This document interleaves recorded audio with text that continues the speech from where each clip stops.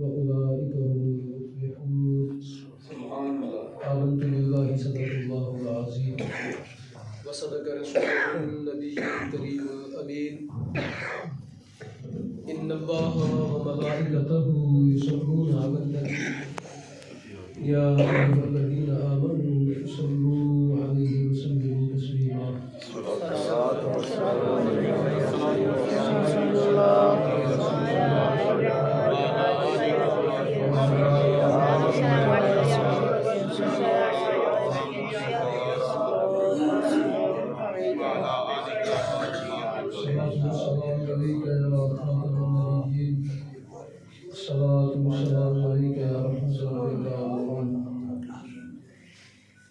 معزز محتشم علماء کرام، سادات کرام، عشاقان مصطفیٰ، بانی محفل جناب حضرت علامہ محمد مقصود احمد صاحب قادری زیدہ شرفہ، سید السادات جناب سید سجاد حسین شاہ صاحب دامت برکاتہ العالیہ، حضرت علامہ مولانا کوکب صاحب زیدہ شرفہ، حافظ محمد شبیر صاحب اور دیگر جتنے بھی احباب یاران طریقت موجود ہیں، اور رب العالمین کی بارگاہ میں دعا ہے پروردگار عالم ہماری اس مجلس مبارکہ کو بیان درس قرآن اللہ پاک اپنی بارگاہ میں اس کو قبول فرما دے، اور رب العالمین اس کی برکت سے ہمیں زندگی کے سرائر و قبائل کی معافی عطا فرمائے، اور اللہ رب العالمین ہم سب کا خاتمہ بالخیر فرمائے۔ بغیر کسی تنقیدی کلمات کے آمدن برسر مطلب اپنی بات کا آغاز کرتا ہوں، کیونکہ قرآن خود بھی سب سے بڑا فصیح لسان ہے۔ قرآن سب سے بڑا خود جو ہے وہ حقائق کا بیان کرنے والا۔ قرآن سے اپنی بات کا آغاز کرتے ہیں۔ سورۃ البقرہ کی میں نے آپ کے ساتھ جو آیات طیبات پڑھی، اس کے اندر رب العالمین نے متقین کی اور مومنین کی صفات کا ذکر فرمایا کہ بندہ مومن کیسا ہوتا ہے، ایک متقی شخص کے اندر کیا چیز پائی جاتی ہے۔ ایک بندہ مومن جب کلمہ طیبہ پڑھ لیتا ہے تو اس پر کیا تقاضے لازم ہو جاتے ہیں، کون سی چیزیں ضروری ہو جاتی ہیں جو فرائض و واجبات کے زمرے میں آتی ہیں اور جن کا ادا کرنا بندہ مومن کے لیے ضروری ہے۔ تو رب العالمین نے فرمایا الف لام میم۔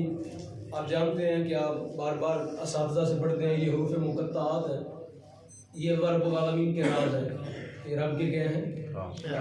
سربستہ راز ہیں جو اللہ اور اس کے رسول کے درمیان، جس طرح ہر کتاب کا کوئی نہ کوئی راز ہوتا ہے، ہر کلام کا کوئی راز ہوتا ہے، تو یہ کلام پاک کے جو شروع میں جو کلمات طیبات ہیں یہ رب العالمین کی کیا ہیں؟ راز ہیں، اور علماء نے سپرد کیا کہ اس کی مراد اللہ اس کا رسول ہی بہتر جاتا۔ یہ بھی بندہ مومن کی علماء نے لکھا کہ یہ جو اللہ رب العالمین کے راز ہیں، حروف مقطعات جنہیں کہتے ہیں آپ، یہ بھی بندہ مومن کی ایک امتحان اور آزمائش ہے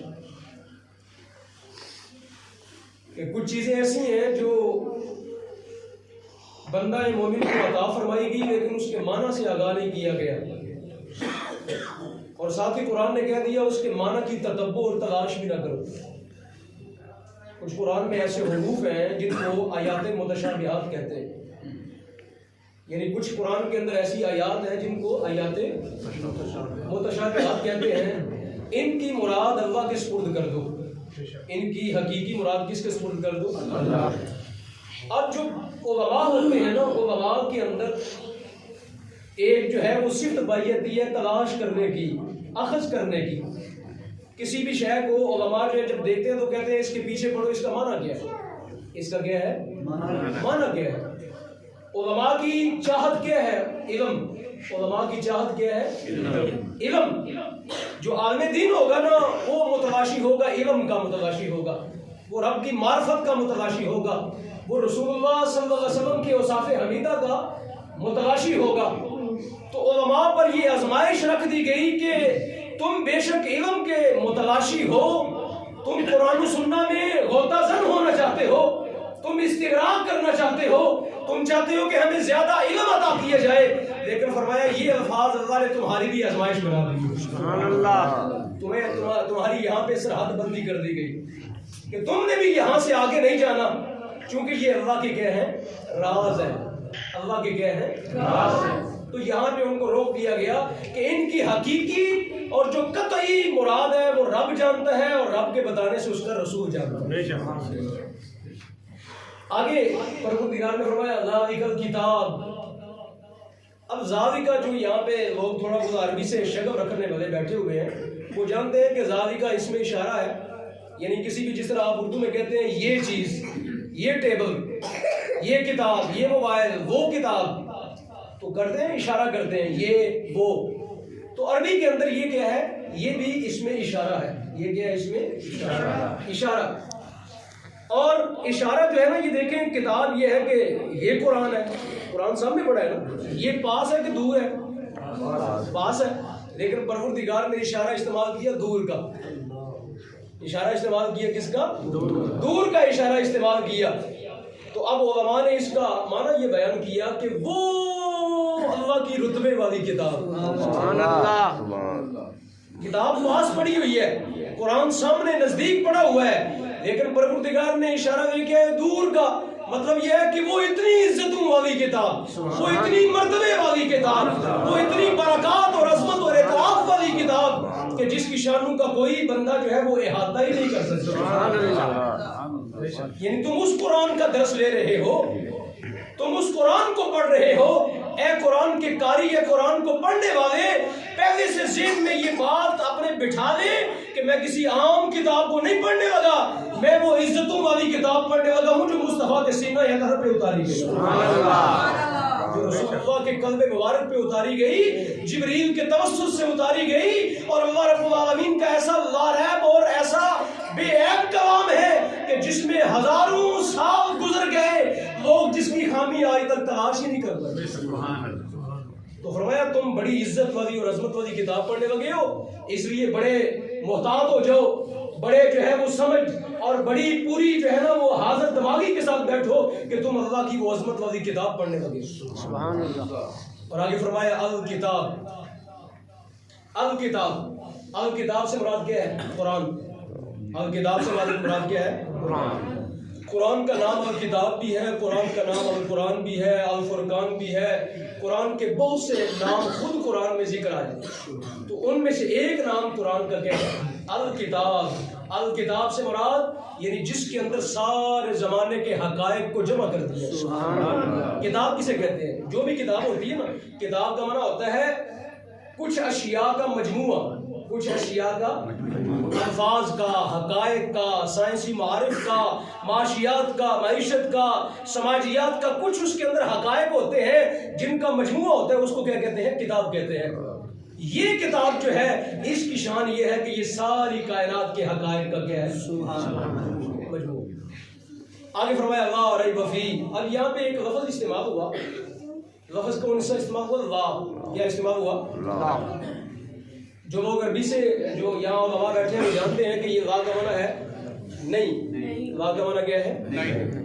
اس لا کو کہتے ہیں گرامر کی زبان میں کہتے ہیں اس کو نفی جنس. یعنی یہ جو لا ہے نا، یہ عربی گرامر جو لوگ پڑھتے ہیں نا گرامر، اس کے اندر اس کا معنی ہوتا ہے نفی جنس. یہ لا ہے نفی جنس کا، یعنی مراد ہے اس میں یہ اللہ کی وہ عظمت والی کتاب ہے جس میں کسی بھی قسم کا شک نہیں. سبحان اللہ. جس میں کسی بھی قسم کا شک نہیں. ہر جن سے شک کی جو ہے اس سے کیا کر دی؟ نفی کر دی. یعنی قرآن پڑھانے سے پہلے اور قرآن کی تلاوت سے پہلے یہ بات رکھی گئی کہ اس میں شک و شبہ کوئی نہیں ہے. اس میں شک و شبہ کوئی نہیں ہے. میں آگے آپ کو بیان کروں گا کہ آج ایک فتنہ بہت بڑا کائنات میں کھڑا ہوا ہے. آج ایک بہت بڑا فتنہ کھڑا ہوا ہے جس کو کہتے ہیں فتنہ تشکیک. آج ایک ہمارے نوجوان نسل کے اندر جو ایک فتنہ راہ پا رہا ہے نا، میں اس کی مثال بھی آپ کو دوں گا. حضرت تشریف ہے، آ جائیں آپ تشریف لائیں، آ جائیں ماشاء اللہ. ایک فتنہ جو ہے وہ راہ پا رہا ہے ہماری نوجوان نسل مسلمانوں کے اندر.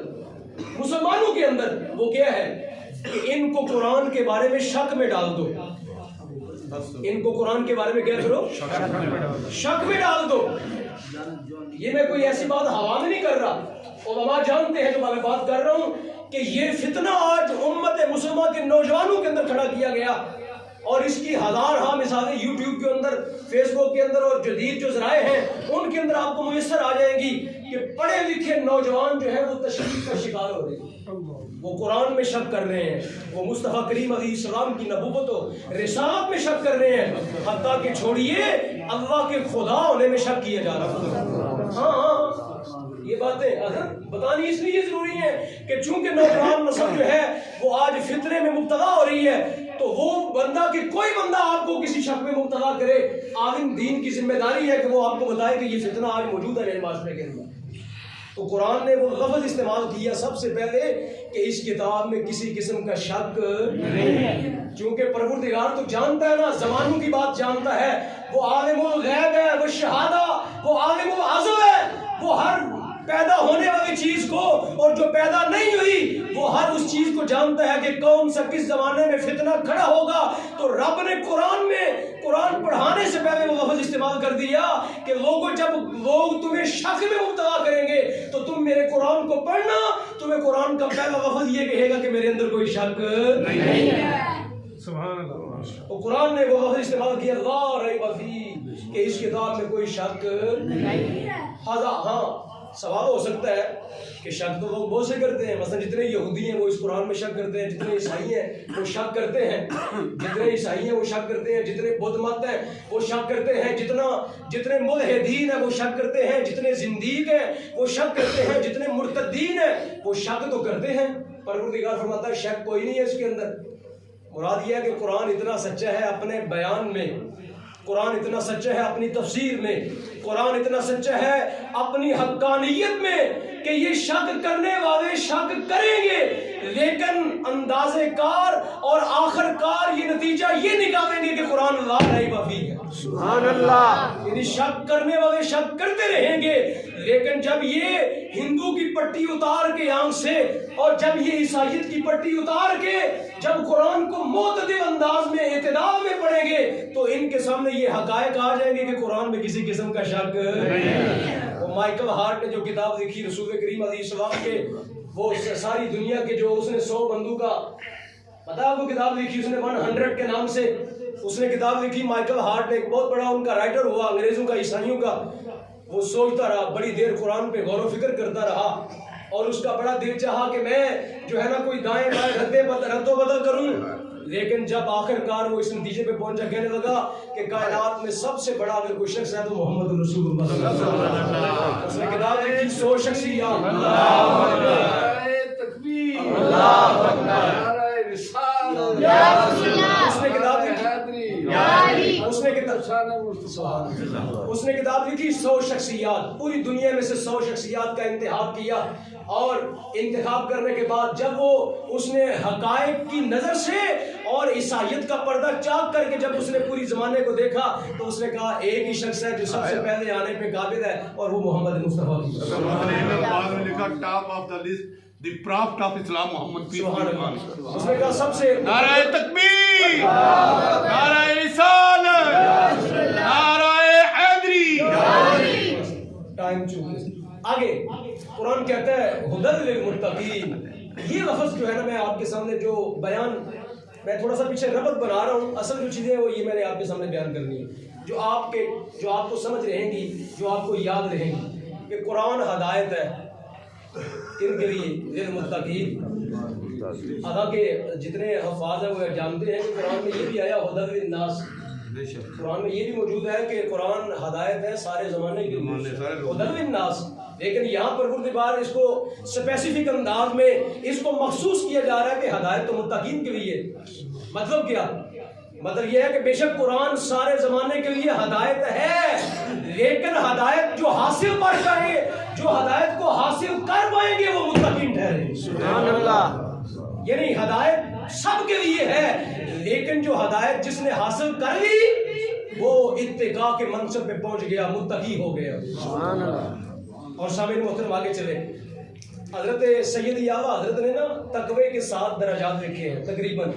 فتاوی رضویہ کے اندر آپ کی کتب کے اندر لکھے ہیں تقوی کے بارے میں 7 درجات ہیں. تقوی کے 7 درجات ہیں. میں ان میں سے کچھ بیان کرتا ہوں. سب سے پہلا درجہ تقوی کا کیا ہے؟ تقوی کا معنی ہوتا ہے، تقوی کا معنی کیا ہے سمجھنے پہلے. تقوی کا معنی ہے ہر اس چیز کو چھوڑ دینا، ہر اس چیز سے بچ جانا جس سے رب العالمین نے منع فرمایا ہے. تقوی کا معنی کیا ہے؟ ہر اس چیز کو چھوڑ دینا، ہر اس چیز سے بچ جانا جو رب العالمین چاہتے ہیں کہ میرا بندہ اس کے قریب نہ جائے. یہ تقوی کا معنی ہے. سید اعلیٰ حضرت لکھتے ہیں تقوی کے 7 درجات ہیں. ان میں سے پہلا درجہ تقوی کا کیا ہے کہ انسان کو کفر سے نکال لینا. تقوی کا پہلا درجہ کیا ہے؟ کفر سے نکال لینا. یہ تقوی کا پہلا درجہ ہے.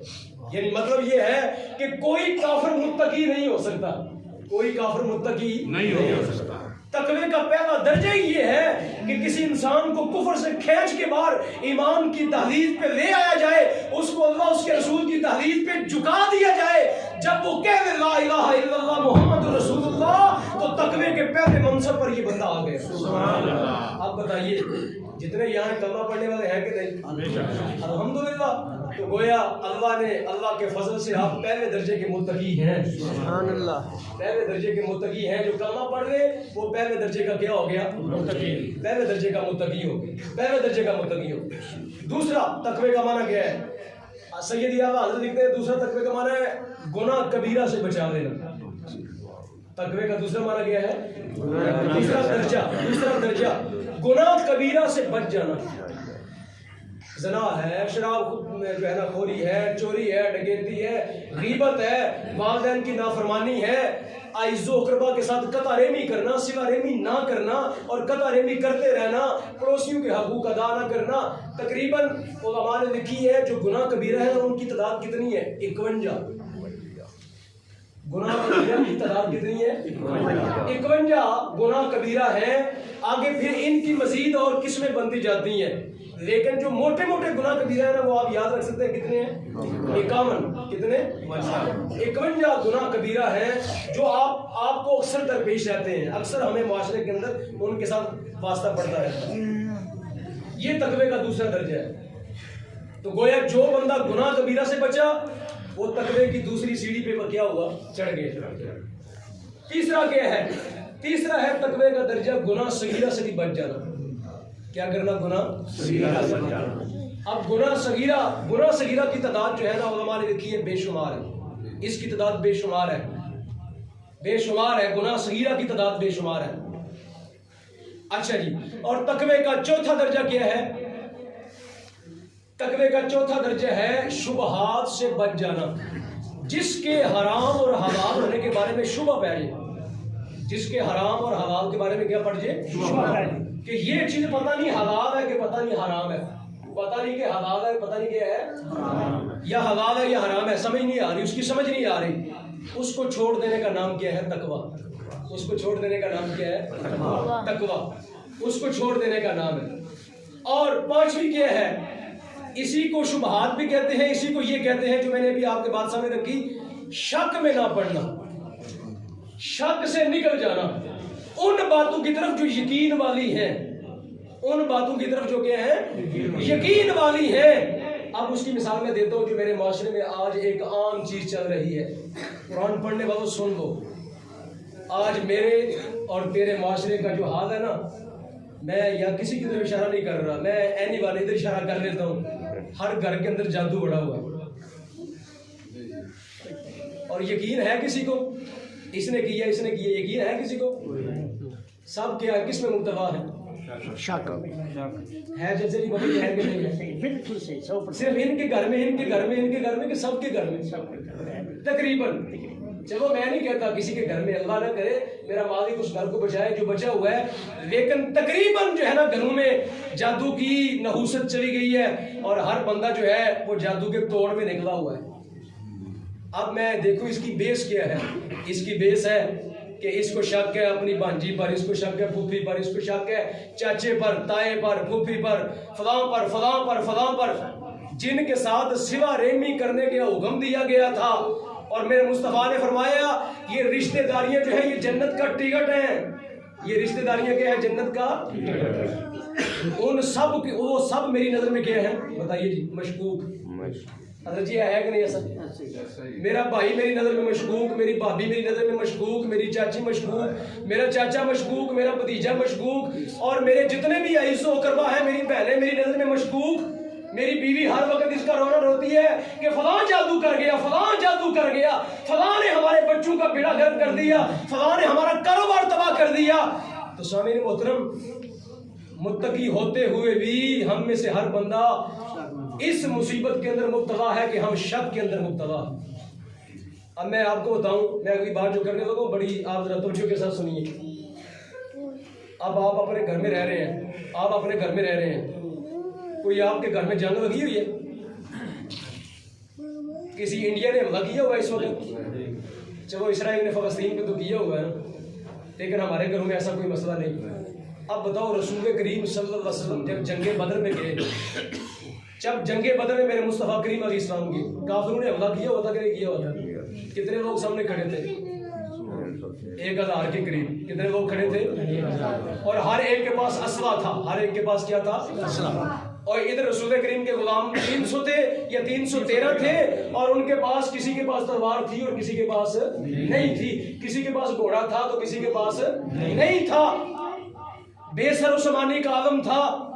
تو ادھر بتائیے، ادھر تھی نا ضرورت کہ سامنے کافر ہو اور موت اور زندگی کا فیصلہ ایسے ہو، سامنے نظر آ رہا ہو کہ تلواریں چمک رہی ہے، نظر آ رہا ہو کہ میری گردن اترے گی یا اس کی اترے گی، لیکن بتاؤ ادھر حملہ یقینی تھا، دشمن سامنے تھا، دشمن کی تعداد 1000 تھی اور تلوار بھی تھی، مسلح تھے، اور یقین تھا کہ یا وہ مریں گے یا ہم شہید ہوں گے، تھا نا سامنے تھا، موت نظر آ رہی کہ نہیں نظر آ رہی تھی؟ تو اب رسول کریم صلی اللہ علیہ وسلم نے اس حال میں کیا کیا؟ اس حال میں میرے مصطفیٰ نے کیا کیا؟ قرآن کیا کہتا ہے؟ قرآن یہ کہتا ہے مصطفیٰ کریم نے یوں کہا حسبنا اللہ و نعم الوکیل نعم المولا و نعم النصیر۔ سامنے دشمن کھڑا ہے، ابو جہل، عتبہ، شیبہ سامنے کھڑے ہیں، بڑے بڑے دشمن اسلام کے سامنے کھڑے ہیں، جو خدا کو نہیں ماننے والے، جو مصطفیٰ کو نہیں ماننے والے، اور مصطفیٰ کیا کہہ رہے ہیں؟ حسبنا اللہ و نعم الوکیل نعم المولا و نعم النصیر۔ بتاؤ تمہارے گھروں کے اندر بھی کوئی ایسا حملہ ہو گیا؟ بتاؤ نا جی، تمہارے گھروں کے اندر بھی کوئی مصیبت آئی ہے ایسی؟ تو کیا تم ان حالات میں اللہ کی ذات کا نام یہ لے کہ یہ وظیفہ تم نہیں پڑھ سکتے؟ کیا تمہارا جادو اس سے نہیں ٹوٹتا؟ اگر مصطفیٰ کریم کی مشکلیں آسان ہو جاتی ہیں، اگر جنگ بدر کا پانچا بڑھ جاتا ہے اور 313 جو ہے وہ 1000 پہ فتح پا جاتے ہیں، تو تیرا کون سا جن ہے جو حسب اللہ سے نہیں نکلتا؟ سبحان اللہ۔ تیرا کون سا جن اور تیرا کون سا جادو ہے جو جنگ بدر سے بھی بڑا ہے اور جو مصطفیٰ کریم علیہ السلام کے وظیفے سے بھی تگڑا ہے؟ مصطفیٰ کا وظیفہ پڑھنے کے ساتھ اللہ فتح عطا کر دے اور یہ فتح قیامت تک کے لیے مسلمانوں کی تاریخ بن جائے۔ تیرا کون سا جن ہے جو حسب اللہ سے نہیں نکلتا؟ سبحان اللہ۔ نعرہ تکبیر، اللہ اکبر، نعرہ رسالت، تاجدار ختم نبوت، تاجدار ختم نبوت۔ آپ سامعین محترم، آپ میں بات جو سمجھانا چاہ رہا ہوں سمجھ آ گئی آپ کو بات؟ خدا را مت اپنی اور خاتون کے بارے میں تو میرے مصطفیٰ نے فرمایا، میں ویسے نہیں بات کر رہا ہوں، سب خاتون کی بات کر، سب خواتین کی۔ میرے مصطفیٰ نے فرمایا ایک اچھا بڑا مرد ہو نا، ایک اچھا بڑا سمجھدار، یہ سرکار فرما رہے ہیں، جس کو حضور سمجھدار سمجھے وہ کتنا سمجھدار ہوگا۔ میرے مصطفیٰ نے فرمایا اچھا بڑا مرد ہو، فرمایا 2-3 خاتون ڈال کے اس کو برباد کر دیتی ہے، اس کا دماغ ہی خراب کر دیتی ہے۔ ہر بندہ زنانی کے اپنی بیوی کے لگا ہوا ہے اور اپنی بہنوں کے اوپر شک کر رہا ہے. حتیٰ کہ میں یہاں بتاؤں معاشرے کے اندر وہ اپنی ماں پہ شک کر رہا ہے بندہ اپنی بیوی کے کہنے پہ. ایسا ہے کہ نہیں ہے؟ نہیں ہے؟ کہہ دیں آپ نہیں ہے. اگر نہیں میرے معاشرے میں ہو رہا تو یہ کہہ دیں. ماں کو جو ہے وہ کباڑ خانے میں جمع کرا دیا, باپ جو ہے وہ اپنے سامان والے کمرے میں رکھ دیے کہ جناب والا یہ کیا ہو رہا ہے میرے معاشرے کے اندر. قرآن پڑھنے والا بندہ یہ نہیں سوچے گا یہ نہیں قرآن کہتا. اور درس قرآن جو ہے, جو بندہ درس قرآن لیتا ہو وہ رسول کریم کے دین کو ایسے ملیامیٹ کر سکتا ہے؟ لیکن میرا اور معاشرہ آپ کا معاشرہ کر رہا ہے. یہ گلی محلے کی کہانی ہے, ہر گھر کی کہانی ہے. یہ مسلمان معاشرہ ہے یا سلیمان علیہ السلام کے دور کی یاد تازہ کی جا رہی ہے جب قرآن کہتا ہے کہ ہر بندہ جادو سیکھتا ہے. ان سے پوچھا جائے جادو کیا کرنا ہے تو کہتے ہیں بین المرء, کیا وہ لفظ آتے ہیں جی کہ وہ مرد اور عورت کے درمیان کیا کرنا ہے, تماشا لگانا ہے, جدائی ڈالنی ہے. یفرقون بین المرء وزوجہ ویتعلمون ما یضرهم ولا ینفعهم. قرآن کہتا ہے جو تم سیکھ رہے ہو تمہیں یہ نفع بھی نہیں دے گا, یہ نقصان بھی نہیں دے گا. ہاں باذن اللہ, یہ تو ساری طاقت اللہ کی قدرت. تو میں آپ سے پہلا درس قرآن کا نقطہ آج آپ کو یہ بتا رہا ہوں, خدا را شک کی زندگی سے نکل جاؤ. اگر چاہتے ہو کہ مومن مرے, اگر چاہتے ہو مومن مرے, میں حدیث پڑھتا ہوں, میرے مصطفیٰ نے فرمایا 7 چیزیں ایسی ہیں جو بندے کا ایمان برباد کر کے رکھتی ہیں. 7 مہلکات ہیں, حدیث کے جو لفظ ہے وہ یہ ہے 7 مہلکات ہیں جو بندے کا ایمان برباد کر کے رکھ دیتی ہیں. ان میں سے ایک میں بیان کرتا ہوں. میرے مصطفیٰ نے فرمایا جس نے جادو پہ یقین کیا اس نے میری شریعت کو ملیا میٹ کر دیا. جس نے جادو پہ یقین کیا اس نے میری شریعت کو روند کے رکھ دیا. اچھا اب اگلی جو ہے آپ کے معاشرے میں کہتے ہیں گجرات جو ہے نا جی اس کے اندر کراکری کا بڑا کاروبار ہے. گجرات مشہور ہے نا پانڈیا کے اندر, پکھے کے اندر. میں کہنا گجرات مشہور ہے جادو کے اندر بھی. ایک بھی صنعت ہے یہ سارے معاشرے کی. گجرات میں بڑی صنعتیں ہیں, ان میں سے ایک صنعت یہ بھی ہے کہ پورا سٹاف لگا جو ہے وہ جادو نکالنے بیٹھا ہوا ہے.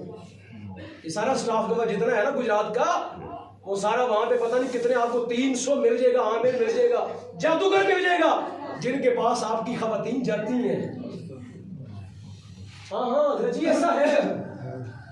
یہ دائیں بائیں آپ کے وہ پھائیاں لگا کے بیٹھے ہوئے ہیں, میں جادو نکالتا ہوں, میں جادو نکالتا ہوں. اگر نکالنا ہو تو پہلے اپنا نکال. کوئی جادو جدو نہیں ہے ہمارے معاشرے کے اندر. محض یہ شک ہے اور یہ توہم پرستی ہے. میرے مصطفیٰ کریم نے فرمایا اللہ میری امت میں سے 70,000 بندے کو بغیر حساب اور بغیر کتاب کے جنت میں لے جائے گا. صحابہ نے پوچھا یا رسول اللہ وہ کون ہے؟ تو میرے مصطفیٰ نے فرمایا جن نے زندگی میں کبھی جادو پہ یقین نہیں کیا, اللہ کی ذات پہ بھروسہ کرتے رہے. سبحان اللہ. وہ 70,000 بندہ بغیر حساب و کتاب پہ جنت میں جائے. لیکن آج مولویوں کو بھی جادو پڑ گیا, پیروں کو بھی جادو پڑا ہوا, جو خود پیر ہیں ان کو بھی جادو پڑا ہوا. جی ایسے ہے آپ جانتے ہیں. خدا را نکلو اس شک کی کیفیت سے نکلو. خدا میں نے آپ کو مثال دے دی, جنگ بدر سے کو بڑی آزمائش نہیں آئی اسلام میں. جنگ بدر سے بڑی کوئی آزمائش آئی اسلام میں؟ آزمائش آئی تو میرے مصطفیٰ نے کیا پڑھا وہاں وہ یہ پڑھ کے تو اگر مصطفیٰ کی مصیبت ٹل جاتی ہے تو حضرت تو نہیں ٹلتی.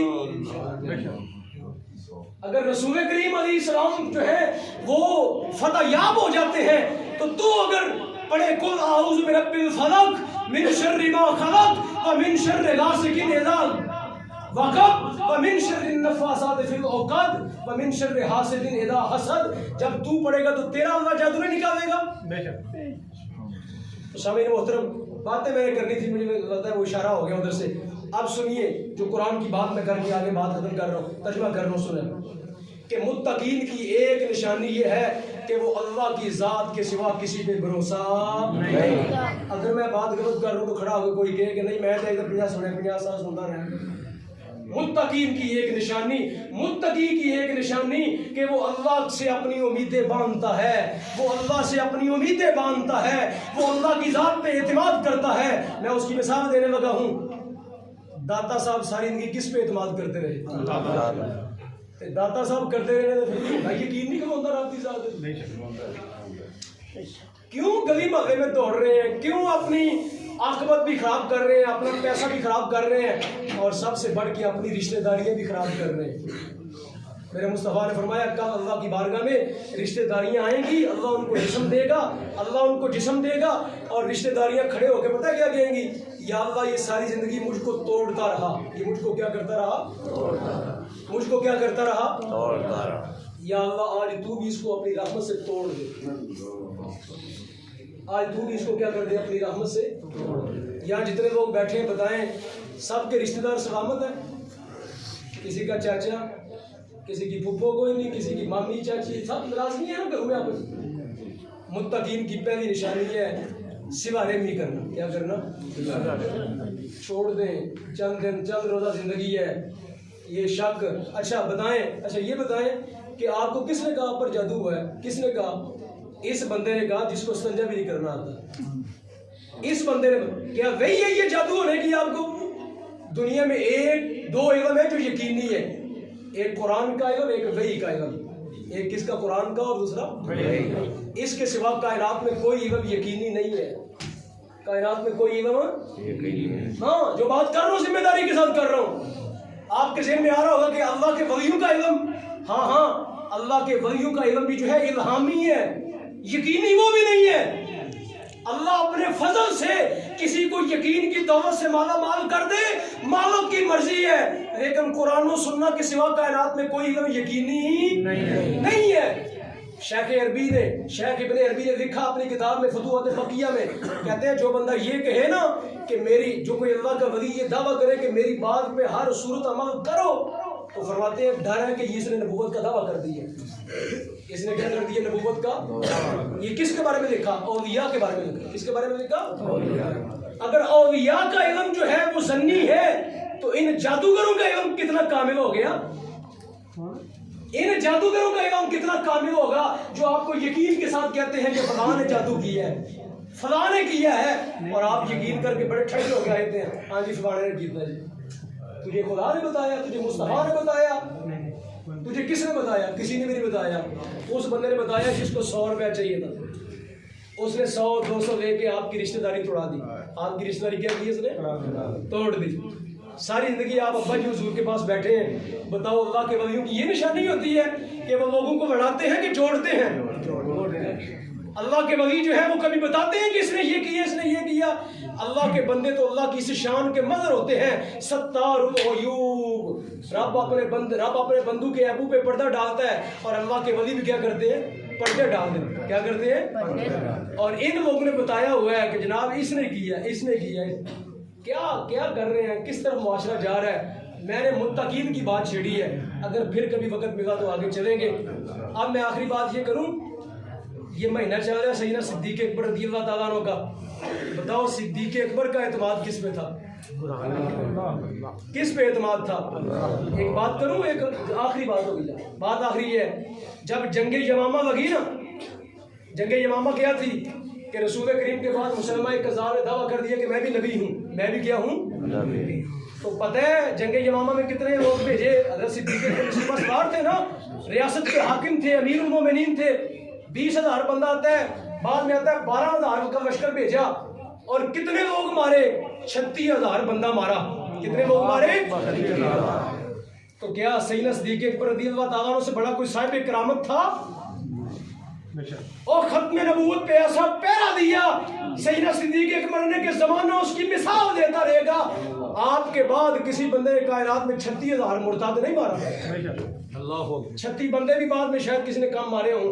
صدیق اکبر وہ جان باز ہیں, وہ جان باز ہیں جنہوں نے مصطفیٰ کی ختم نبوت پہ ایسا پہرا دیا. کتنے لوگ مارے مرتد؟ 36,000 بندہ مارا. 36,000 بندہ مارا جو مصطفیٰ کریم کی مخالفت میں اتر آیا, اپنے آپ کو نبی اور رسول کہنے لگا. تو حضرت صدیق کو 36,000 بندہ مار دیا. تو اس میں کیا کیا صدیق اکبر رضی اللہ تعالیٰ عنہ نے 1,200 بندہ اپنا بھی شہید کروایا. اگر کرامتوں سے بات چلتی اور یہ جادو ٹونے سے مسئلے چلتے تو صدیق اکبر مدینہ شریف کے اندر بیٹھے بیٹھے ہی کہتے سارے ہی مر جاؤ. انہوں نے بتایا کہ اسباب کی دنیا کے اندر اسباب اختیار کرنے چاہیے.